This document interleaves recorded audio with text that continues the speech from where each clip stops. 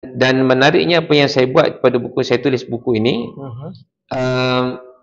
isu yang paling besar adalah manager ini dia patut improve communication, tapi sebab mungkin dia tidak ada point ataupun dia tak ada insight dari sudut saya nak cakap apa betul. nombor satu nak cakap apa, nombor dua nak cakap apa, kemudian apa skrip saya kan, kenapa saya kena cakap macam ni. Jadi dalam buku ni saya ada buat untuk ada banyak situasi yang seorang manager kena hadapi. Situasi nak panggil staff untuk isu disiplin, nak panggil staff untuk isu performance, nak panggil staff untuk nak meeting kali pertama sebagai manager. Contoh situasi yang perlu dilalui oleh seorang manager.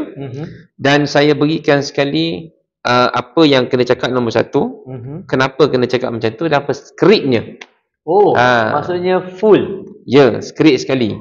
Sebab itulah isu yang saya jumpa dalam pasaran.